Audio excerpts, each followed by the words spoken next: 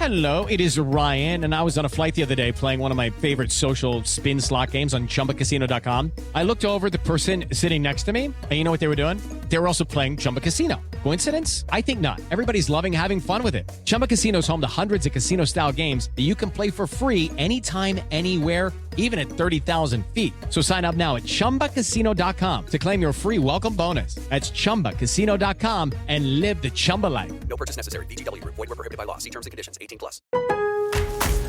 Memorial Day doorbuster deals are here at Lowe's. Right now, rewards members save $80 on the Master Forge 4-burner gas grill, now just $149. Plus, rewards members save $900 on the Lowe's exclusive Hisense French door refrigerator, now only $999. Lowe's, we help, you save. Valid through 5/26. Selection varies by location. While supplies last. See Lowe's.com for more details. Program subject to terms and conditions. Details at Lowe's.com/terms. Subject to change.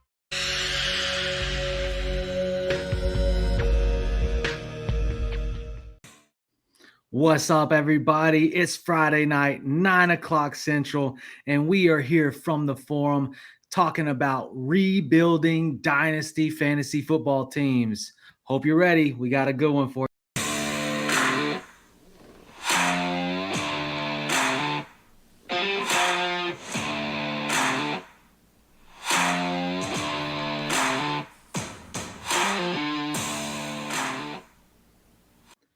Let's go.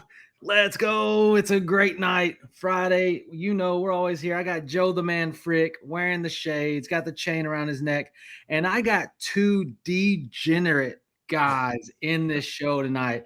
I'm talking about the guys that are in the darkness, pulling off the craziest trades you've ever seen in leagues, trying to rebuild teams. And, you know, Jack, I've always commended you in your ability to take a mediocre team and make them a juggernaut. And so just real quick before we get into it and we start getting into tonight's show, just introduce yourself, where people can find your content, and then we'll get to it. Go ahead, Sam. I'm SamWise. You can call me Sam. It's buy and sell you on Twitter. I write and edit for Player Profiler and Fast Draft, and you can find us, all over the place on there. Fast Draft is really taken off, so that's a lot of fun. Awesome, Jack. Well, Tyler, you buried the lead because I am the reigning, defending, ultimate death row dynasty champion this year. Finally, the title is where it belongs. Unfortunately, the trophy did not make it in full form all the way up to Canada. But as far as my content, the dust is settling on my life. We're moving in a month. Things are looking good. So new best ball content coming probably mid to late July. Until then, you can find all the old stuff at the Worst Sports channel on YouTube. Love it. The Worst Sports channel. So if you want the worst advice from the worst guy on the planet, he's right there. No, hey, you might have to go the worst to first. That's what I'm hearing. But he's champ. Look. Champ. The champ is here. The champ is – look, I've been in a league. Me and Jack have been in a league together for some years now, and it has bounced around. I won last season, and we get in this year, and Jack took me out in the championships. Had an absolute killer season, so props to you, Jack. I will admit defeat when defeat happens. But tonight we are talking about rebuilding dynasty teams, which is actually something I personally am not a huge expert on. I am like one of those build massive teams, build depth, and Jack will tell you in any league that I'm in, typically I've got a deep squad. And when everybody else is hurt, I still have studs that I'm pulling up and playing, but it takes a lot of movement. But, I commend these people that come in and they take over an orphan team that's struggling, that doesn't have much, and they trade off assets and they move things around. And there's key strategy to that completely changes the game, right? Like that can take somebody really quickly. And I've seen it happen numerous times from that worst to first dynamic. And you're going, how's this team ever going to get to where they need to be? And it happens, so that's tonight's show. That's what we're going to be talking about. So if you are in a dynasty rebuild, drop your questions. If you have veterans you're thinking about trading, if you have rookies that you want to go get, if you're trying to get draft picks, like drop your questions in the chat. We're happy to help. We got Albert in the chat. What's up? Thanks for coming in, Albert. So, just kind of going in for the viewers, Sam, in just theory, like if you could give a 1-sentence essential like theory when you go in and you take over a rebuild, what is what's the priority take? Like when you take over that team, what's the first thing that you're trying to do? Well, the first thing is, when I play fantasy football, I want to have fun playing fantasy football. So not only do I just think about it in a business sense of just doing a tear down and having a fire sale, but I'll also do it with players that might even be younger who I just don't like. You know what I mean? And if you're able to be honest about that, then you can get capital for those kind of guys. People are like, why are you trading him? He's 22 years old. And I'm like, I don't like him. Or you don't see a future for him when other people do. But I always liken it to the story about that guy, or maybe there's several stories that starts with a paper clip. Hello, it is Ryan, and we could all use an extra bright spot in our day, couldn't we? Just to make up for things like sitting in traffic, doing the dishes, counting your steps, all the mundane stuff. That is why I'm such a big fan of Chumba Casino. Chumba Casino has all your favorite social casino-style games that you can play for free anytime, anywhere with daily bonuses. That should brighten your day a little. Actually, a lot. So sign up now at ChumbaCasino.com. That's ChumbaCasino.com. No purchase necessary. VGW Group. Void where prohibited by law. See terms and conditions. 18+. And in 3 years, he buys like a mansion. Oh, you're a red paperclip guy. Oh man. We got BHS Cardinal. I have like 3 builds. Lord help me. 3 rebuilds. Lord help me. Jack, for you, he's a red paperclip guy. What's your strategy? And I know it's really different than most, which is why I think it's really cool that we're going to have you both on the show, because we're going to get some very different perspectives. What's the thing that you go in when you're talking about dynasty rebuilds that you're thinking? Yeah, I'm definitely what I would call a dynasty contrarian in a lot of ways. But kind of to Sam's point, and I think he touched on it inadvertently. There's 2 points I really want to make here.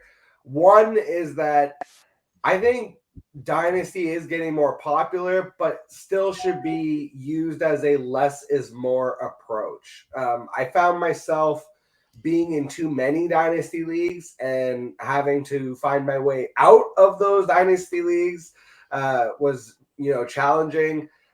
Even there was one this year, I wasn't in the middle of a rebuild. Let's say we're year 2 on the rebuild, but the team had BTJ, Marvin Harrison Jr., a lot of good assets, full draft picks. And the commissioner was just very wishy-washy, like just kind of wasn't following up on things the way that he should be. And, Tyler, credit to you. Like, you took over Death Row Dynasty. That league is what it is today because of the commitment that you have as a commissioner. I think that's really important when you're getting into these Dynasty leagues. It's like, it's not even necessarily about, it's like, oh, it's great if everyone in the league is friends and there's a good dynamic. None of that actually matters at the end of the day if the commish sucks. So I think really like less is more, focus on finding really good dynasty commissioners, because it takes such commitment and effort to actually maintain these leagues and like make them good for many years. And then once you are in one of those leagues, and especially if you have to take over an orphan to get into one of those leagues, youth isn't everything, value is. And Sam kind of touched on it. When you get in a league, you got to kind of figure out your league mates. Sam might not like a certain player that I like that's young, that fits my There's those kind of dynamics that you need to figure out in terms of your league mates. But then also not just coming in and being like, oh my God, I've got Derrick Henry and I've got to immediately trade him. Like, guys like that are old but like still have value.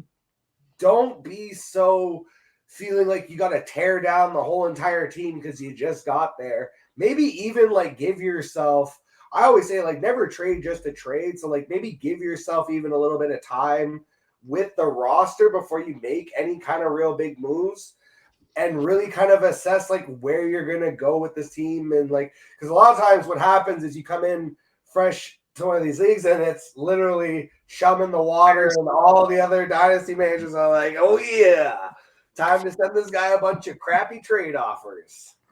What's really funny is every time we add a new person to a league, usually we'll add them, and then within probably 24 to 48 hours, I've done a trade that may be considered murder. And then the league is like, ah, But you're the problem. Yeah.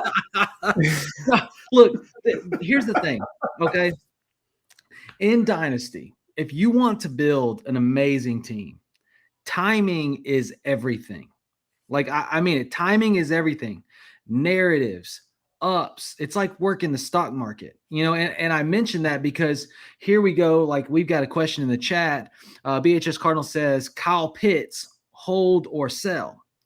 And Kyle Pitts has fallen off the radar. He's fallen deep in redrafts. He's fallen deep in best ball. I've seen him being traded away for a third, second round picks, and the value that he was, which was essentially a top 3 dynasty pick, is not there. He was Bowers a couple of years ago, basically, right, without the production. So the value, so then, he basically falls. And so now I can't trade Pitts because I'm not going to get the value out of him. Well, now there's this narrative, right? There's this narrative that,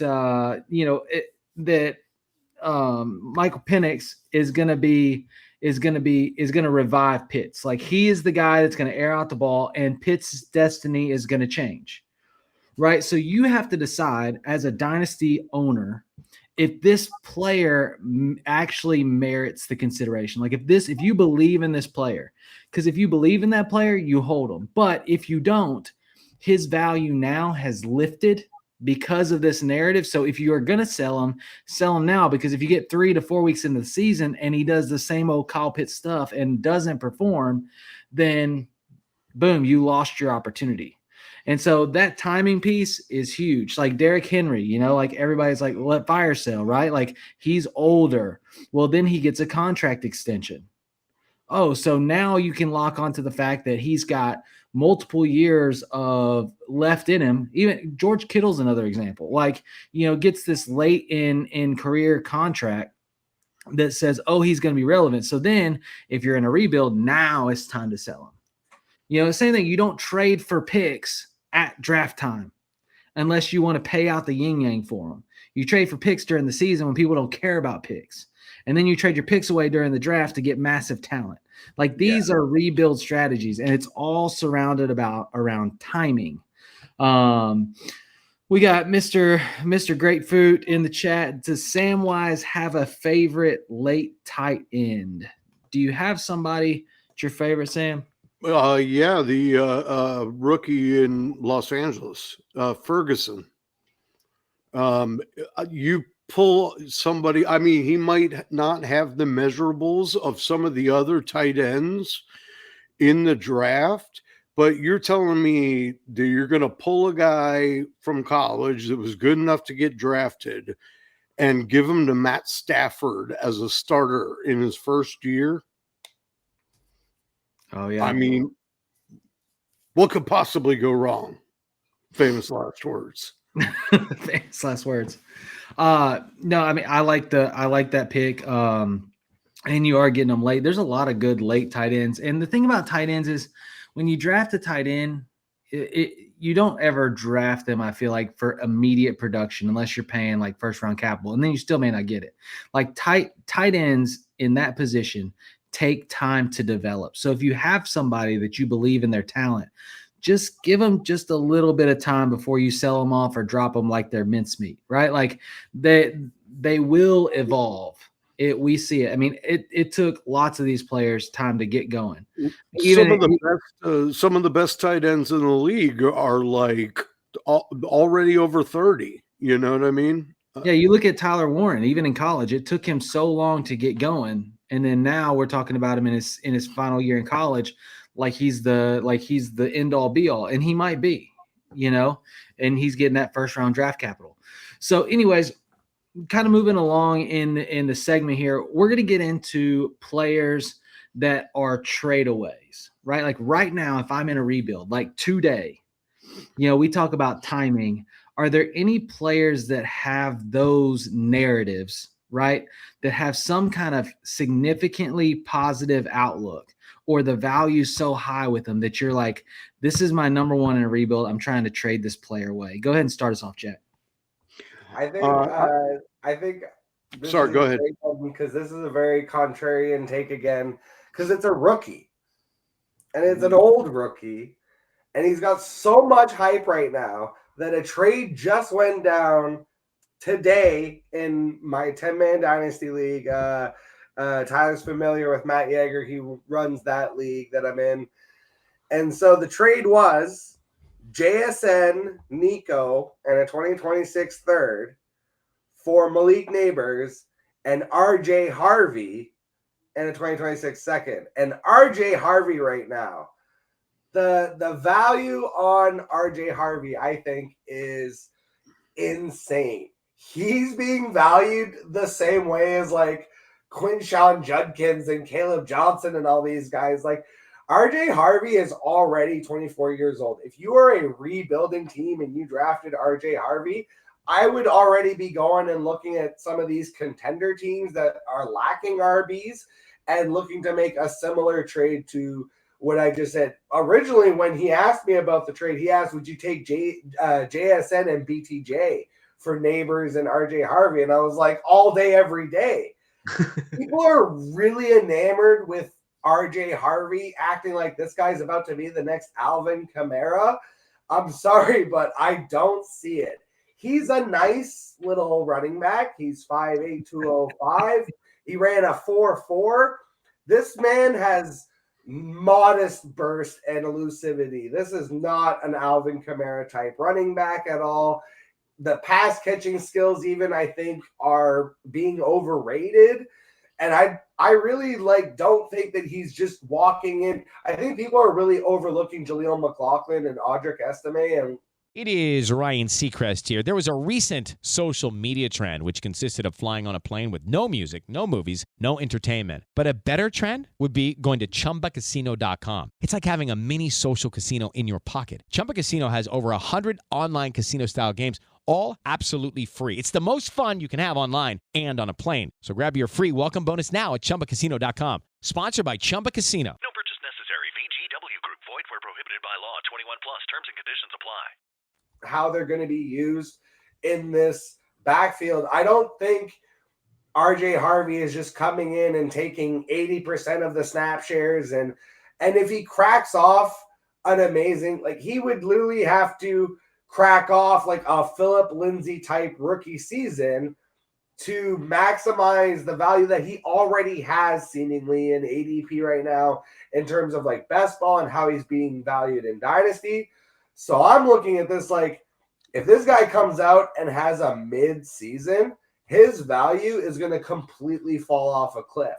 So if I can take this 24-year-old, he went in the second round, but at the back of the second round. He was practically a day 3 pick. If I could take this guy and a wide receiver and make a package where I'm getting, again, like a JSN and a Nico, a JSN and a BTJ, or some type of 2 wide receiver. Again, you're going to have to make a package deal to get this done. But RJ Harvey's value right now might be as high as it ever is going to be in his NFL career.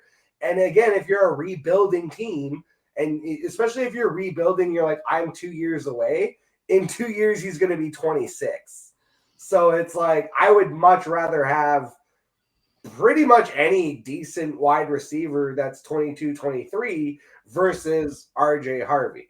So that's where I'm like, I would trade this guy right now because I really think like the way he's being valued. And again, shout out to Dynasty Zoltan had put out a poll on Twitter asking who would you rather have in Dynasty right now, RJ Harvey or Kyron Williams. And the vote was a lot closer than you would think. It was 45% RJ Harvey, 55% Kyron Williams. Kyron Williams is only 6 months older than RJ Harvey is. So, like, what are we doing here? Again, this might be the highest value you ever get on this guy. I mean, that's a hot take because a lot of people are really high on RJ Harvey, but the age is there. We got a couple people popping in the chat. Dynasty Donalds over on X, and Pete Terranova, thanks for tuning in. What's up, man? It's a strong take, but that is one of the things. Like when you talk about a rebuild team, like if you had those rookie picks and you didn't trade it away and you took an RJ Harvey, and somebody comes knocking on your door and that's who they want, or that's who they missed in the draft, or the narrative hype grows on what, because RJ Harvey is one of those prospects where he started the beginning of this conversation, like when he first, like we're talking about a 3rd round pick. Right, we're talking about a 3rd round rookie pick, and then it elevated. Then the draft landing spot happened, and it elevated, and now I'm seeing RJ Harvey go RB3, RB3 in rookie drafts. So that kind of, and sometimes that's part of it, right? Like just the fact that you may get superior value. So love that take. Definitely interesting. Look at Sam getting some love. Sam legend, a lot of legends here, but Sam may be the top. Man, look at all that. Appreciate you being on the show, Sam. So stop it, Pete. Who's one for you, Sam? Give me a sell. I'm gonna do it, but I have to talk about RJ Harvey. Can I do that? You can do that. I'm not going to sit here and just pick on Jack, but I disagree with a lot of points here. Not that this might be the highest his value is, and not that we're making him better than he actually is. I agree 100%. It's the Sean Payton factor is part of the reason everybody values him so high. And I don't think people are discounting Jaleel and Estimate too much because Sean Payton like handpicked RJ Harvey. Like that was his dude. You know what I mean? And that says a lot when a coach does that. So I do think he's going to walk right in and start. Will he share carries? Yes. The only other thing I'll mention, and this is just a general idea, is that a lot of kids are coming out of school older and older, and so I think it's time to be careful about pointing at their age and look more at the miles. RJ Harvey carried the ball, I don't know, 550 times over 4 years in college. I mean, 300 is a big year in the NFL. So, it's not like he's going to just run out of gas at halfway through his next season. You know what I mean? But that goes for everybody. I think you need to take that into account for everybody. And I'll mention that about somebody later too. But, okay. So you said, give you one, usually I'm a proponent at this point after the draft has gone by of not selling until somebody sticks out like a sore thumb with a need that's near the top of the league. The only time that stops is if you don't want to hurt your draft pick. And so you're anxious to get rid of guys. It's time to sell James Cook as soon as possible. Get him off your rosters. He's not going to have 1,600 or 16 TDs again. He's not going to have 1,200 or whatever it was yards like he had last year. If you look at their schedule, it's going to be tough against the run because they're playing all the first place teams. And Ray Davis has put in a year behind him. He put in his rookie year. He's ready to step up and at least share the load.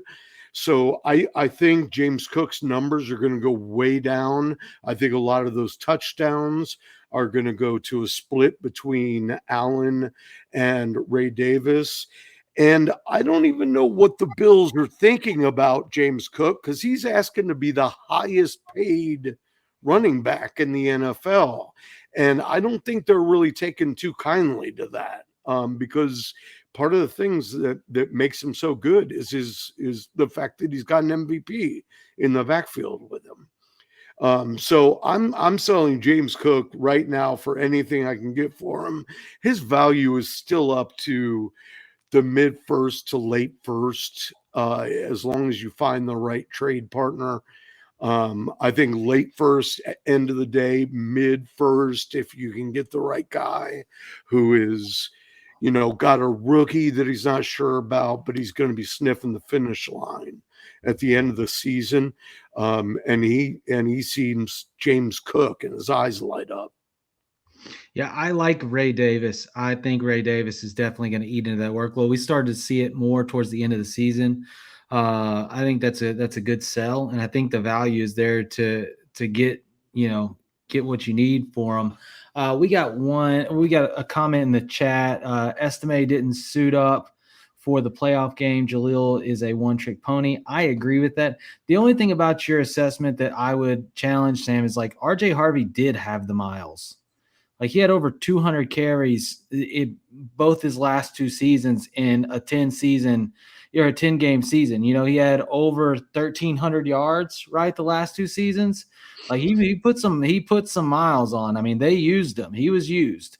But I mean, he still throughout college averaged over 6 yards a carry, and he is that Sean Payton type. So I think that I think that there is value there. I think that he is a solid play. But the miles and age thing, I could see why that would be a take from Jack, but I could also see why. Oh yeah, totally. I believe me, I'm glad somebody said it, because it seems like nobody right now is saying the things that Jack just said. Everybody is so in love with him, and I think he's going to be a good player. I'm not saying they're completely wrong, but somebody's got to be like, okay, yeah, but.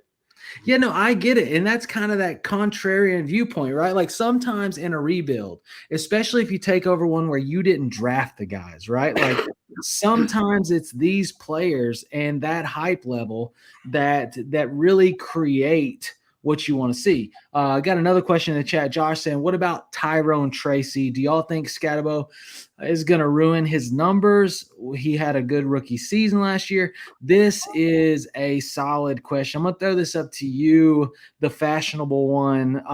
Tyrone Tracy, do you think that that's still his job for the Giants, or is Scatabo really a threat? Go ahead, Joe. Yeah, so I've said this on previous shows. I'm not the biggest Scatabo fan. I think that he has the shiftiness, but the lack of speed and his game-changing ability in college was the ability to break tackles. You're not doing that as easily in the NFL. So I'm not convinced that he's necessarily going to be the guy for the Giants. Does that mean that it qualms all concerns for me about Tyrone Tracy? No. He left a lot of meat on the bone. Yes, the Giants weren't a great team. Yes, he didn't have really a good quarterback situation last year, which is really hurtful for the run game, at least on the ground. It was great for him as a PPR running back because he was just getting dump-offs on dump-offs. But I think he retains that receiving role. We've seen Scatabo be a decent receiver. So even though he's known as like this bigger back, he does have that receiving prowess. I think the tough part about Tracy is that this is a scenario where the news is negative. Ryan Seacrest here. When you have a busy schedule, it's important to maximize your downtime. One of the best ways to do that is by going to ChumbaCasino.com. Chumba Casino has all your favorite social casino games like spin slots, bingo, and solitaire that you can play for free for a chance to redeem some serious prizes. So hop on to ChumbaCasino.com now and live the Chumba life. Sponsored by Chumba Casino. No purchase necessary. VGW Group. Void where prohibited by law. 21 plus. Terms and conditions apply. So when you're trading him, it's at suppressed value. Scotty's a 4th-round pick. I don't think he's going to come in and supplant it week 1, but he's going to get opportunities if he makes the most of them and is more efficient. Then I don't think it would ever get to like a Bucky Irving situation. But when you have inefficient runners in the NFL, teams are going to try other players to see if they can get more efficient results out of the ground game. And they don't care if you have capital or not. And he was a 5th-round pick as it is. So he's somebody to be worried about. I don't think you can get the value for him in a trade. Right now, definitely not. Definitely not. I think when you're in a rebuild, best thing to do right now is hope he has one big week right at the beginning of the season, and then you put him on the trade block right away.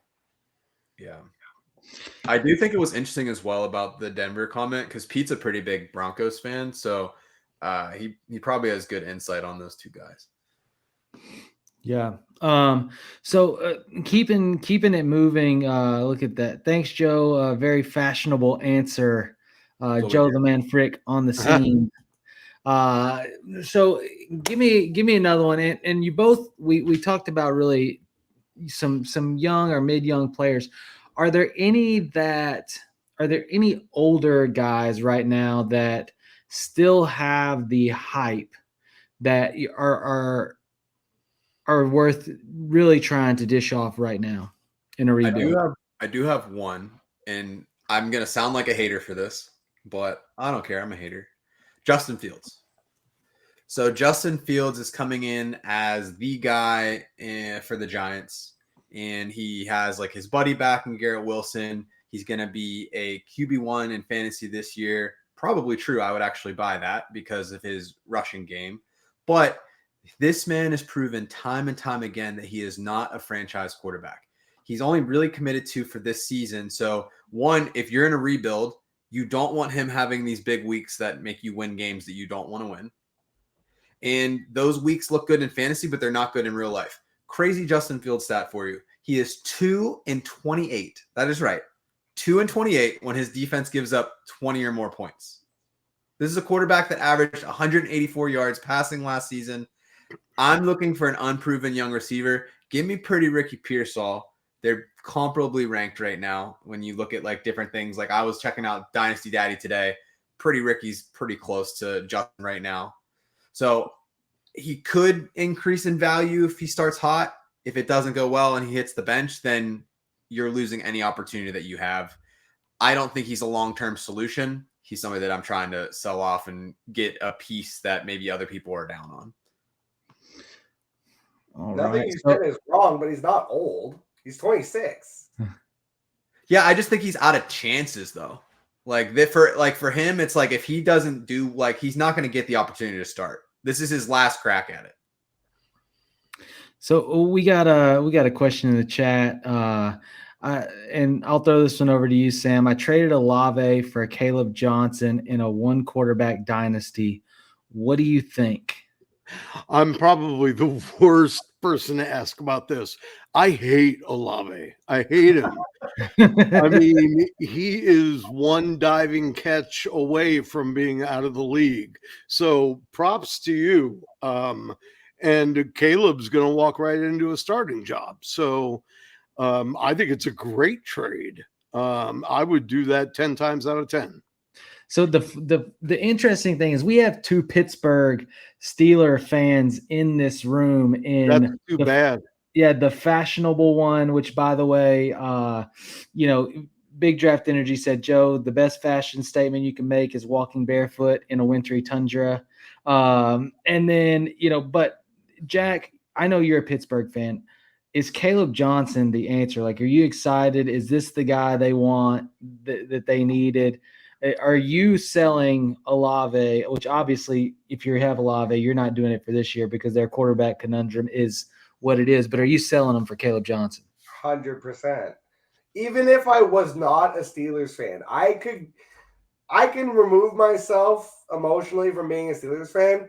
Sam said it. Olave is one hit away from being straight done, like retired, like out of the NFL.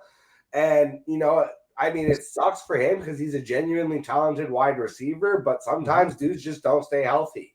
And if I can trade that for Caleb Johnson, absolutely. I mean, in terms of how he fits the Steelers mold, it's going to be annoying because he is going to split with Jaylen Warren, but he's going to basically take over the Najee Harris role from last year. He'll be slightly more effective at it, I think. And it sets up well because Arthur Smith, for all his faults, what he does do is he runs the highest percentage of 2 tight end sets in the NFL, which really benefits the run game. The Steelers are predicated on running game and defense. Literally, this is a perfect situation fit, talent, and he's young. He's 21 years old, is Caleb Johnson.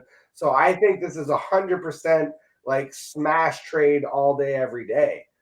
Well, and speaking of the double tight end set, one of those tight ends, Darnell Washington, could just as well be another offensive lineman. He is freaking massive. That's literally why he's there, is for that system to be that player. So love that. Try to hit some of these questions here. Hold on. Can we just say that Chris Olave was the offensive rookie of the year 2 years ago, and he's not getting hospital balls from Carr anymore? Like, there's no way that I'm making Tyler Shrub is a huge upgrade. Ryan Seacrest here. When you have a busy schedule, it's important to maximize your downtime. One of the best ways to do that is by going to ChumbaCasino.com. Chumba Casino has all your favorite social casino games like spin slots, bingo, and solitaire that you can play for free for a chance to redeem some serious prizes.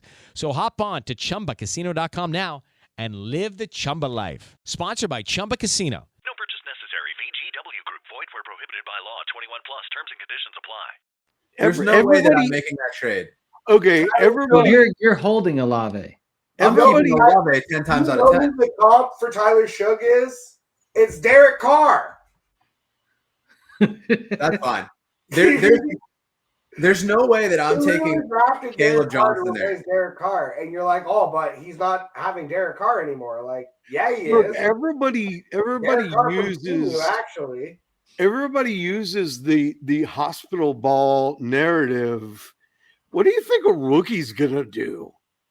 I mean, do you think a rookie's not gonna throw him over the middle and be a little wild on it? And no, plus, I've been watching rookie level quarterback play for 4 years.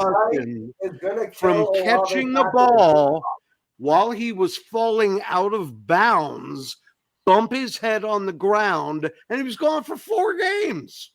That happened to Malik Neighbors, and he's like the most sought-after dynasty asset in the league. All right, so there you go. A very mixed view. Joe thinks it's crazy. He would have kept Olave. The other two in the bottom are Caleb Johnson. So hope that the take helps. Next on the docket, thoughts on Rice this year. Is he a buy right now? Jack, you're shaking your head no. Tell us about that. He's a sell for me. I mean, we're skipping ahead. We're getting all over the place. Fashionable one already stole one of my trade for candidates and Ricky Pearsall. And now we're getting into my second one, which is we are not worthy. Xavier Worthy is the Chiefs wide receiver that you actually want coming into his second year. Last year, it was like right there. That was how much you missed on like 50, 60-yard touchdowns with Patrick Mahomes. You had a year of chemistry. And Rashee Rice, people are acting like he's just going to be coming in off this devastating injury and this suspension is just never going to happen. And just like, I don't know. I don't understand these weird narratives around Rashee Rice. Like he is somehow like, he's basically just like an upgraded version of Juju Smith-Schuster. Like he's not the be-all, end-all. Like, I don't understand. People are acting like Rashee Rice has, like, Brian Thomas Jr., Marvin Harrison Jr. talent. Wait, are we talking about good needs Juju Smith-Schuster put up 1,400 yards in the season, Juju Smith-Schuster? Because that guy was pretty good. Who hasn't put up 1,400 yards with the Steelers as a wide receiver? Mike Wallace, Antonio Brown lost his mind. Look what he did on other teams. I mean, Antonio Holmes. Do we have to go through the list of epic Steelers wide receivers that ultimately failed in the rest of the league? Like, what are we doing, man? Look, I'm loving the heat. Rashee Rice is a overrated possession wide receiver. He is T. Higgins. T. Higgins is super overvalued perennially also. So this is just T. Higgins in a Chiefs uniform, just going to be perennially overdrafted. He's coming off a devastating injury, so it's going to take him some time to get going this year. Like, there's just no way that you're going to get the full return on value this year. So, like, if you're a rebuilding team, ship him off somewhere else. Because he's being drafted ahead of Xavier Worthy in best ball currently. He's considered, I think, more valuable by most people, erroneously, in my opinion. Like, I see Xavier Worthy as the next version of Tyreek Hill, and he's ascending to that. And we saw it last year. They were trying to involve him in the deep stuff, and then they started getting him involved in like the gadget play stuff. And then we saw the explosion, but we saw it in the playoffs. And that's why a lot of like fantasy players who checked out mentally and were like, oh, blah, blah, blah. It's like, yeah, if you didn't win with the Xavier Worthy on your roster like I did at the end of the year, because I made that Amon-Ra trade for JT and Worthy, which put me over the top. If you didn't have that experience and you don't remember that playoff game where he just went nuts for like 150 and 2 tutties, like, man, I'm telling you, Xavier Worthy is coming into a breakout year this year, and I feel like it's being overlooked. He could finish as a legitimate top 5 wide receiver this year. I will say, to your point, Jack, if you are somebody that if you believe in Rice, now is not the time to buy. They got the videos out there that's like, look how good his knee looks. Oh, he's going to be ready week 1. All of this stuff. ACL injuries, are non-linear. So he could be feeling good while he's doing stuff in shorts. I still feel good when I do stuff in shorts, but you know what? Like, it hurts the next day because that's what getting old's about. But if that suspension is looming, is it going to happen this year or not? Like, people don't have that fear right now. They think Did you say Xavier Worthy could be a top 5 wide receiver? 100%. If that happens, I will come on this show and eat my hat. All right, great. Put it on the board. Put it on the board. Look, here's the deal, guys. And this is what I love. Okay, this is what I love about Dynasty. It's about your guys. Like, it's about the people you believe in. Like, for me, I'm a sell on Rashee Rice, and if his knee's looking good in camp and he's got all this possibility, great. Get him on my team. Cool, happy about it, right? Like, that's great. And so if I'm in a rebuild and I don't want to worry about suspension, I don't want to worry about if his knee's going to look great, and somebody's going, I'll give you a mid first rounder for it or a late first rounder for it, sure, I will take it. I can get a ton of rookie wide receivers at that point that I like more than Rashee Rice.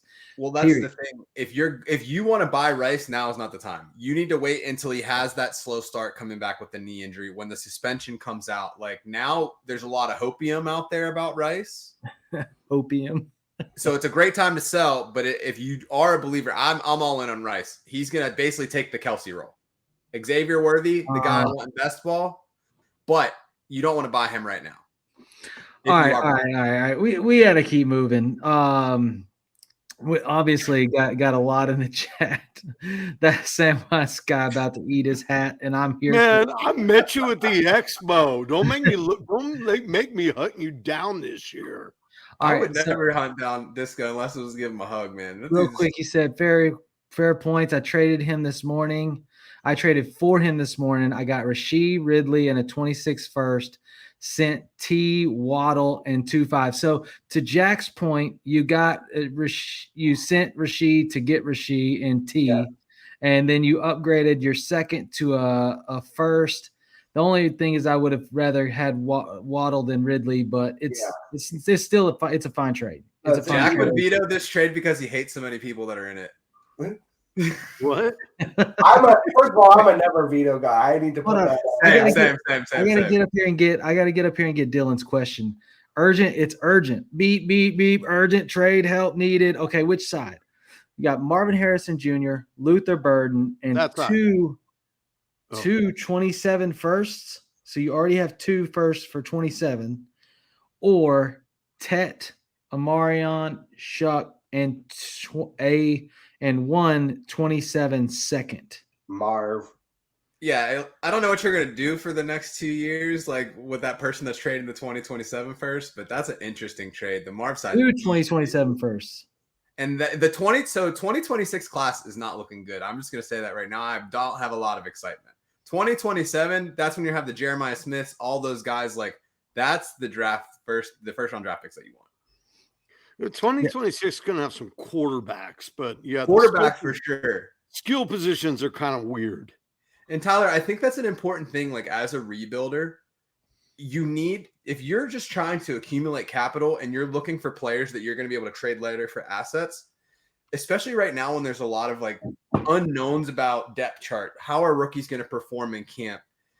Follow the strengths of the draft. They're saying that this is the best running back class since 2017. If you have taxi spots or you have guys that we're going to talk about later for like cuts and things like that, stash up on these different running backs. If they pop off, you might not have a need for them. You might not be able to use them to help you really win games, but then those are players that you're going to be able to trade for good picks. So it's like, take those lottery tickets. Sam's saying, hey, next year's a good year for quarterbacks. Stash up on that. It's going to be a really tradable asset in Superflex. But don't go and just go against the grain because it's like, oh, well, I'm going to go and try to get a wide receiver in a weak wide receiver class. It's just not where you want to be. No, 100%. I agree with that. Like last year was wide receivers. This year was running backs. Like we're saying, next year is going to be quarterbacks. It seems like you have to know the draft class. Because if you're just trading for a bunch of first round picks and then you get there and you're like, oh shit, I need running backs in a wide receiver draft, or I need wide receivers in a running. Like if you needed wide receivers this year, you were basically screwed. So like you needed to make sure that you like assessed like, oh, this is actually like a running back draft. And so like if you needed to stock up on running backs, which I had a couple rebuilding teams, I've got 2 rebuilding teams, like official rebuilding. And one of them was I took Genty, but then I also like kept hammering running backs with the rest of my picks because it's like I'm just gonna load up on these guys, hold them for a year or two, maybe trade a couple of them for value, maximize that when I can. But it's like I'm not going to just take wide receivers, because I feel like I need one. It's like, well, I'm not competing this year anyways. So why would I need a wide receiver? It's like, no, I'm taking the best players available and trading them. I'm maximizing the value. It's like we've said a couple of times, it's playing the stock market game of just always maximizing on the value of a player as opposed to like their individual situation. When before the wide receiver draft, the year before, I jettisoned all my wideouts. I mean, I just waited till the contenders had identified themselves, and I sold them all. And then came back, and I ended up getting Neighbors and MHJ and and a Dunze. Like, I mean, I was just stocking up. And last year, at the end of the season, I jettisoned all my running backs. So you got to know what's coming, down the pipe. Yeah, it's definitely a big point of rebuild is knowing.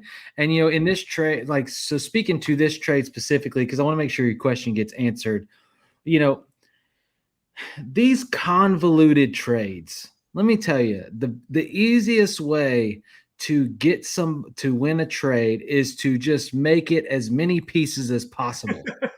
And somehow people get lost in the muck and they're like, oh yeah, let's do this deal. Right.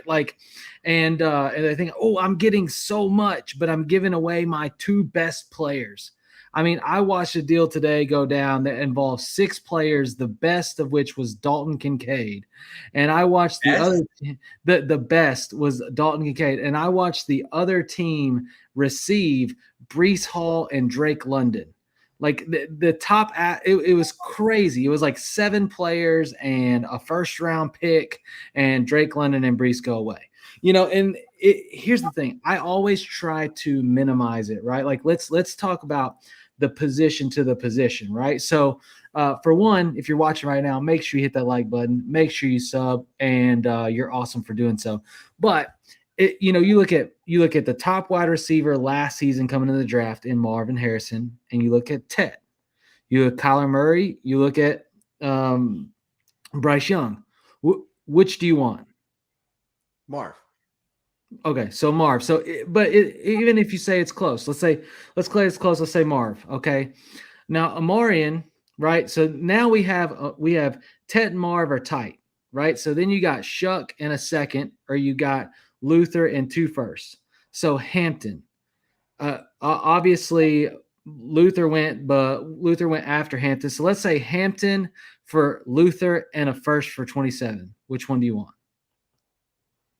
I hate Luther Burden. He's just not doing See, it for me. for me, the problem though is if you remove, I think Marv is actually so much better than Tet that if you remove him from the trade and then you say to me Luther and the 27 first for Omari and Suge and the seconds, I'm a little bit more hesitant, to be honest, because then I'm like, Omarion might be the best player in that version of the trade. And that's usually like my deciding factor is usually, am I getting the best player for in the trade? And for me, it's like, this is clearly like, again, we were talking about Marvin Harrison Jr. as potentially like the greatest wide receiver prospect in the history of wide receiver prospects. And now it's like people are down on him because he went for 808, which like He's a is buy. not bad for a rookie season, to be perfectly honest. And now he's coming into his second year. He's put on weight. All the narratives are there. He looks huge for the sophomore breakout. And it's like, you're going to compare him to Tet, who would not have been even a first-round pick in last year's draft. Like, whoa. Ted put up 1,400 yards as a freshman, man. But compared to last year, again, compared to Malik Neighbors, BTJ, and no, he would have been in the Adunze tier. BTJ was supposed to be like his yards per route run wasn't high enough, one-trick pony. Like, he farly out surpassed what we're thinking. Well, that's for everyone else, because I had him. I was the BTJ guy last year. Like, that was my guy. And Big Draft Energy in the house. I know he's talking a lot of BTJ last year as well. So I think we're saying Luther, Marv, and the 227 first are the top side. That's what we want. Step into the world of power, loyalty, and luck. I'm going to make him an offer he can't refuse. With family, cannolis, and spins mean everything. Now, you want to get mixed up in the family business. Introducing The Godfather at ChumbaCasino.com. Test your luck in the shadowy world of The Godfather slot. Someday, I will call upon you to do a service for me. Play The Godfather now at ChumbaCasino.com. Welcome to the family. No purchase necessary. VGW Group. Void where prohibited by law. 21 plus. Terms and conditions apply. Yeah, because I mean, you look at the running back too, because it's 2027. Now you're like two years away from that running back. It's like Hampton may have exceeded value by that point, but he won't have exceeded the value of Marvin Harrison Jr. at that time, in my opinion. And then you have the better draft picks. Yeah, and I think we're getting a lot of the same thing. Luther and Marv's side, not even close. MHJ, great first year. We're good there. Let's move on and try to hit the next question. I just want to try to make sure we get everybody's. We got about 10 minutes left in the show, so make sure you drop those in. Make sure you hit the like button, notification bell. We are here every Friday night at 9:00 Central. Me, Joe the Man Frick, and whatever lovely guests decide to hop on with us. And the two guys tonight, you guys are killing it. Love it.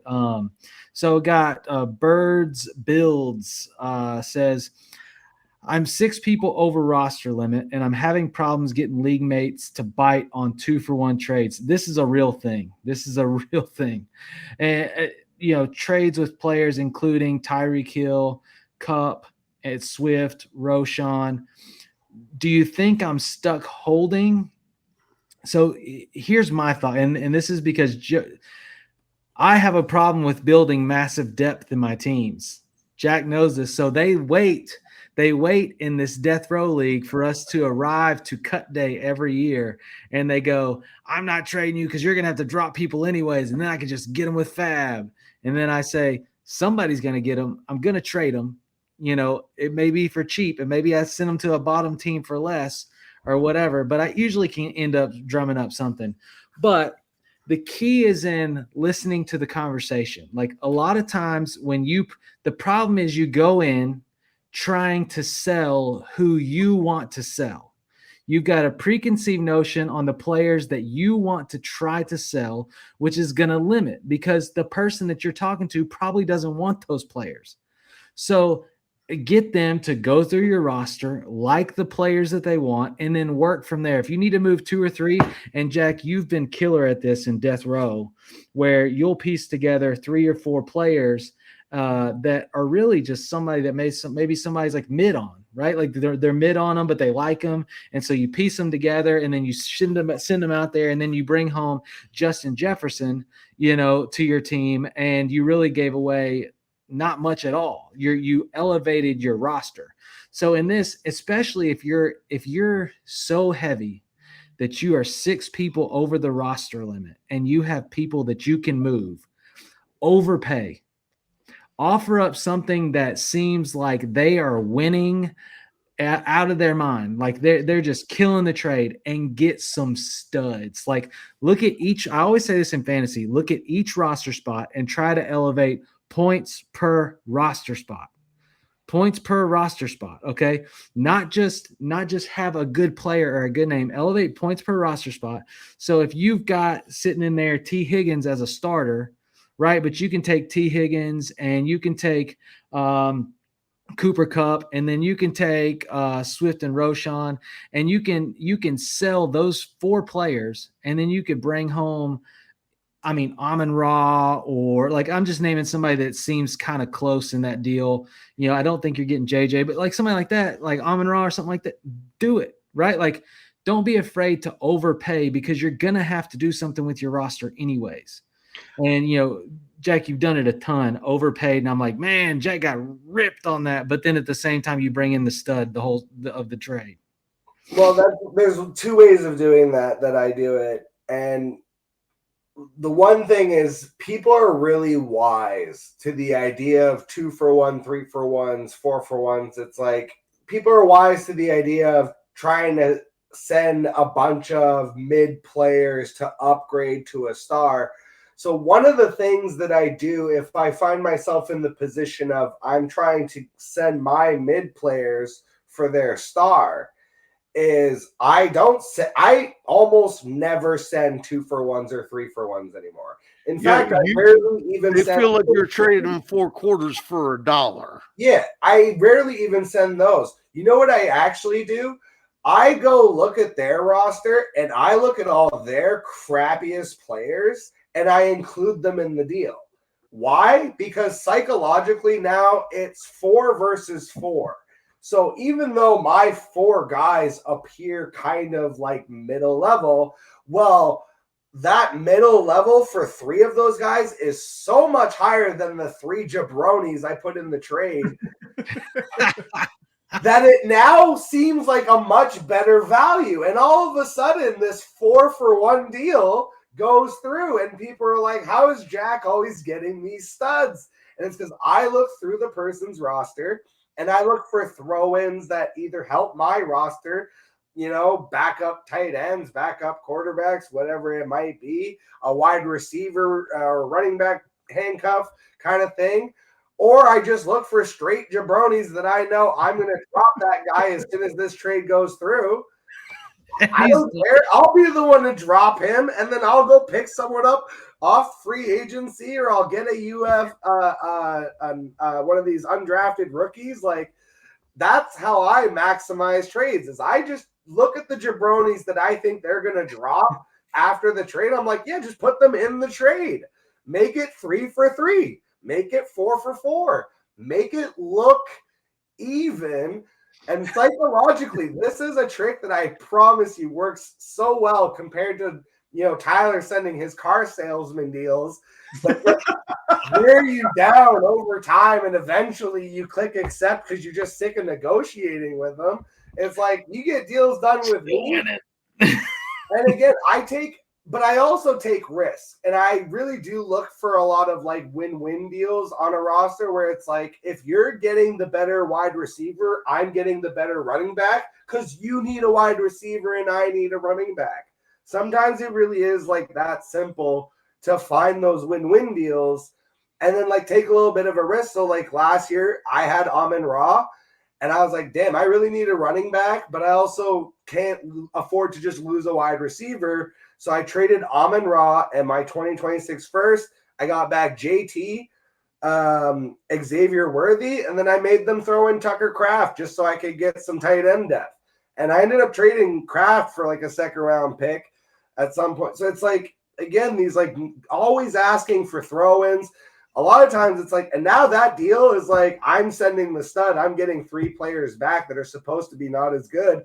And Jonathan Taylor blows up the end of the season and wins me a championship. So it's like those kind of trades are the trades I really consistently make, where it's like, yeah, I'm taking a bit of a risk sending this stud away, but I'm making sure to get back what I need for my team to compete.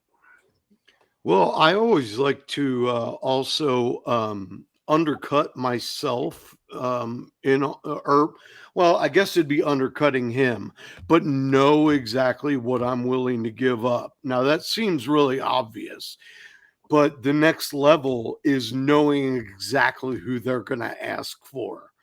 When I traded away Justin Jefferson, and I tiered down to Ayuk before he got hurt. I got 4 firsts. 4. 2 of them were in the same year, and one of them was the 3rd pick. 2 more firsts and a second, and I just offered Justin Jefferson. And he was like, "Oh man, I don't know." And I was like, "I'll tell you what. You could pick one running back." And I knew he was going to take Devon Chain, and I hated Devon Chain. So I gave it to him.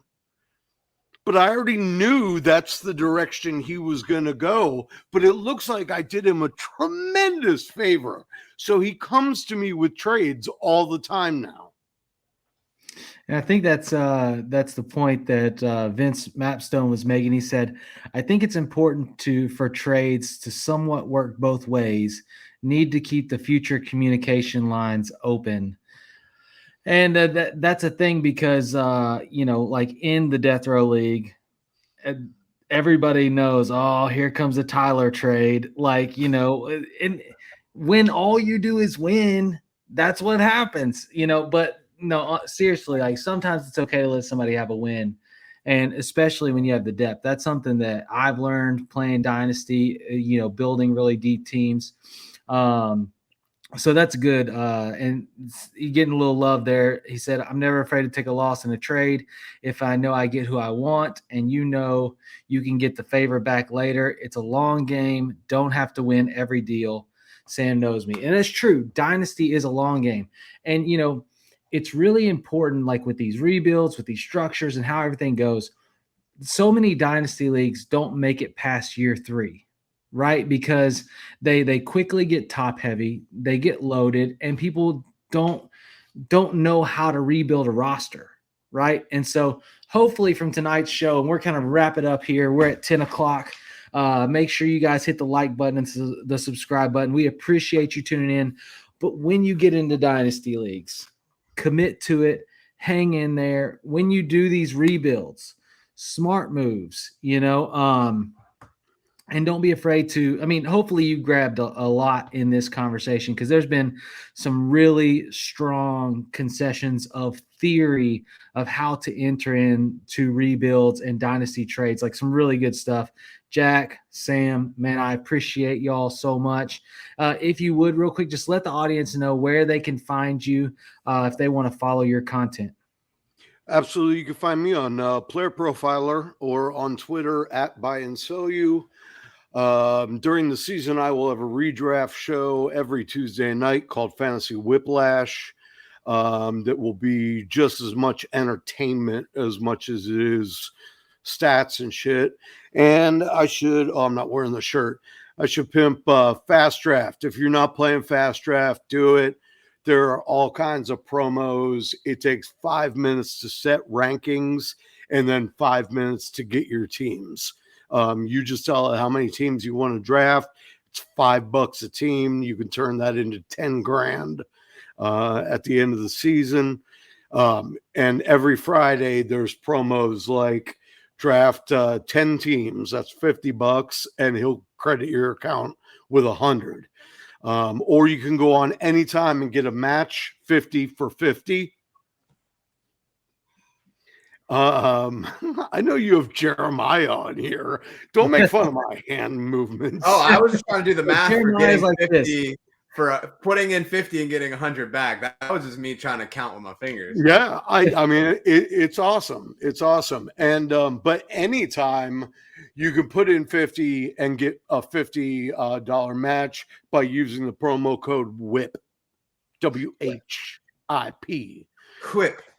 Love it. And Jeremiah's so funny. He reminds me of Will Ferrell. Like, I don't know what to do with my hands. I don't know what to do with my hands. Jack, let them know where they can find you. Well, you're going to find the relaunch in mid-July, late July at the latest, but we're redoing the whole channel. We're coming back strong. It's going to be all best ball all of the time, but I'll still leave up the old content, and you can still find it currently at the Worst Sports Channel on YouTube. Love it. And as you guys know, you can find me and Joe the Man Frick at fantasysportsadvice.com, the Fantasy Sports Advice Network. Man, again, thank you guys so much for coming in and being on the show. You deserve a round of applause. And we'll see all you wonderful ladies and gents next week, 9:00 Central from the Forum. Have a good weekend and good luck this season. My DMs are open. We are here. FantasySportsAdvice.com, offering the best fantasy sports social media platform. Why join endless Discord communities or the trolls of Reddit? Fantasy Sports Advice is a community designed to help you win with 24/7 support. Go to FantasySportsAdvice.com and become a pro member for unlimited access. Again, go to FantasySportsAdvice.com today. That's hilarious. He said my DMs are open. I'm cracking up. Yeah, I never got to do my bit. Listen, I get so many Dynasty questions in my DMs. I should have let you have the last word, but I forgot to say it when I signed. We are here. FantasySportsAdvice.com, offering the best fantasy sports social media platform. Why join endless Discord communities or the trolls of Reddit? Fantasy Sports Advice is a community designed to help you win with 24/7 support. Go to FantasySportsAdvice.com and become a pro member for unlimited access. Again, go to FantasySportsAdvice. Hello, it is Ryan, and I was on a flight the other day playing one of my favorite social spin slot games on ChumbaCasino.com. I looked over the person sitting next to me, and you know what they were doing? They were also playing Chumba Casino. Coincidence? I think not. Everybody's loving having fun with it. Chumba Casino is home to hundreds of casino-style games that you can play for free anytime, anywhere, even at 30,000 feet. So sign up now at ChumbaCasino.com to claim your free welcome bonus. That's ChumbaCasino.com and live the Chumba life. No purchase necessary. VGW Group. Void where prohibited by law. See terms and conditions. 18+.